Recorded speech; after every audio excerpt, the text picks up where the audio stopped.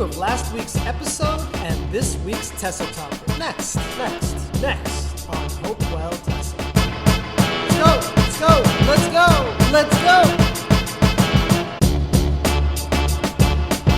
Hello, my friends, and welcome to another episode of Hopewell TESOL. My name's Chris Hopewell, and I'm your TESOL guy. Who's your TESOL guy? Me. Here at Hopewell TESOL, it is our mission to make English teachers better at teaching English, and to supply English language teachers with enough basic TESOL knowledge to confidently enroll in an English language teaching certificate program, should they choose to. Now, my friends, I emphasize the word basic, because the topics I cover on Hopewell TESOL are huge, and I want to keep these videos pretty short, so we are really just scratching the surface with each topic. That said, let's get into it. Time to review last week's episode.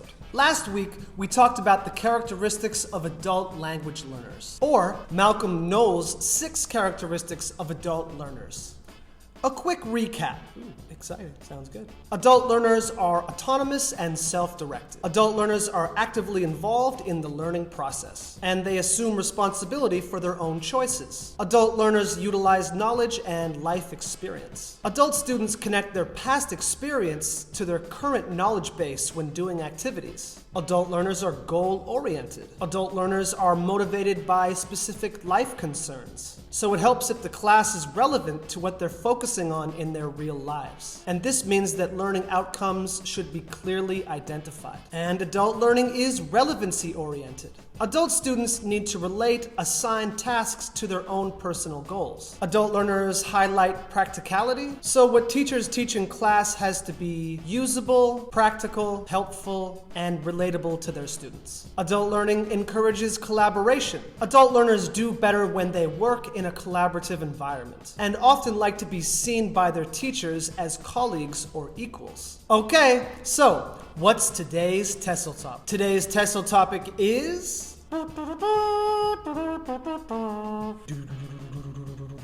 the characteristics of young language learners. Adult language learners, young language learners. Very logical. Okay, here we go. To start, let's introduce a few categories of young learners. First, we have toddlers and preschoolers, who are 7 years old and under. Second, we have prepubescent or primary school. They are 7 years old to 12 years old. Toddlers, preschoolers, and prepubescent students tend to learn their second language in a similar way that they learned their first language. And we have teen learners. They are roughly 13 to 18 years old. What happened to 19? I don't know. 19 is adult. Teens seem to be a little less able than prepubescents to absorb a second language in the same way they absorbed their first. But they are still rather sponge-like. Also, teens are usually motivated to pass exams or impress their friends, so they can be rather stressed and sensitive at times. So, teachers need to be aware of this. And anything above 18 is considered an adult learner. So, what makes young learners unique or different from adult learners? First, young learners have short attention spans. I think I know a little bit about that. I can relate. What'd you say? I wasn't listening. Huh? What?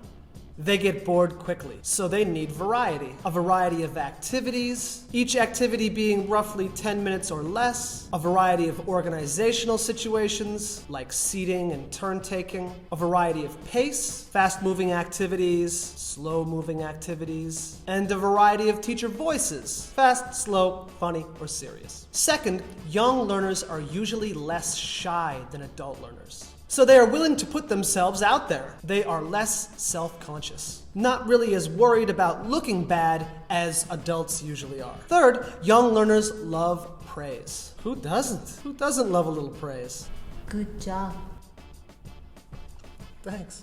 Thank you. So always let your young learners know how much you appreciate the great job they're doing, even if it's not true. And reinforce their worth to the class dynamic as much as possible. Basically, try to make them feel special. Fourth, young learners love routine. They love systems and organization. They do very well in structured, ordered environments, with as few surprises as possible. They really like to know what's coming up next and take pride in adhering to a set schedule. And fifth, young learners have great imaginations. So teachers should let them use their rather unique and naive creativity as much as possible, even if what they come up with is pretty much nonsense. Teachers should just let students play with the language and see what happens. Next, let's talk about some similarities between adult and young learners. Both need clear instructions and do well with visual aids. Both love praise. Both need a fun, warm, and friendly classroom atmosphere. And both can thrive in communicative activities. And some differences between adult learners and young learners. Adults are more disciplined, sometimes, usually, where young learners need a little bit more attention when it comes to study habits or in-class behavior. Adults are usually more motivated to learn, where young learners don't really have a choice. They have to take the class. Thank you, Mom and Dad. Adults can study for longer, more focused periods of time, where young learners need shorter, more physically active, and playful periods of study. Okay, my friends, that's it for today's episode. I hope it helps you to better understand some characteristics of young language learners and how they might be similar to and different from adult language learners. If indeed this episode was useful, please don't forget to hit the like button and subscribe. And please don't forget to hit the bell notification so you always know when a new episode of HopeWell comes out. And lately, I've been getting a lot of great comments, and I'm trying to answer them all. So please keep those comments coming. And I'll see you next week for another episode of HopeWell or TESOL, outside Korea. And remember, just remember, if you want it to go well, you gotta hope well.